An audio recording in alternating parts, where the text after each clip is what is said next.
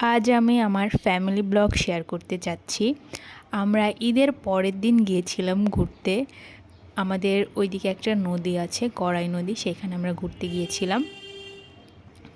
ঈদের দিনে ম্যাক্সিমাম সবাই ঘুরতে যায়, কিন্তু আমরা কারণবশত ঈদের দিনে অনেক ব্যস্ত ছিলাম, এই জন্য ঘুরতে যেতে পারিনি। গ্রামে এসে এই খোলামেলা ভ্যানে উঠে ঘুরতে অনেক মজাই লাগে। আর এখানে রয়াও অনেক এনজয় করছিল, কারণ জীবনের প্রথম এইসব খোলামেলা কিছুতে উঠেছে। আর গ্রামের দৃশ্য এনজয় করতে করতে আমরা গড়াই নদীতে যাচ্ছিলাম। আশেপাশে একদম মাঠটা পুরাই খালি ছিল, কারণ তখন ধানের সময়, মেবি ধান গাছ সব কাটা ছিল। এইখানে ম্যামের অলরেডি ঘুম এসে গিয়েছে, কারণ সে অনেক এক্সাইটমেন্ট ছিল, আর এক্সাইটমেন্ট থাকার কারণে সে ঘুমিয়ে যায়। আর আমরা এখানে নৌকাতে করে আর একটা পাড়ে এসেছিলাম। এখানে আমরা সবাই বসে একটু গল্প করছিলাম, এনজয় করছিলাম।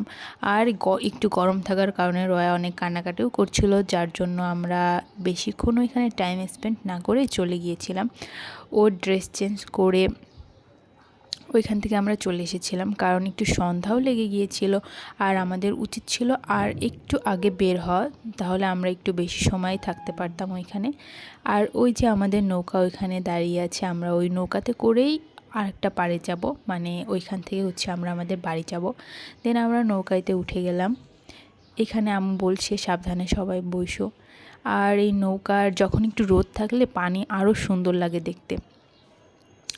এইখানে আমরা একটু নেমে গিয়েছিলাম, কারণ আমাদের ভ্যানওয়ালা সে উঠাইতে পারছিল না আমাদের, কারণ রাস্তাটা একটু উঁচা নিচা ছিল। দেন আমরা চটপটি খেয়ে বাসায় চলে গিয়েছিলাম।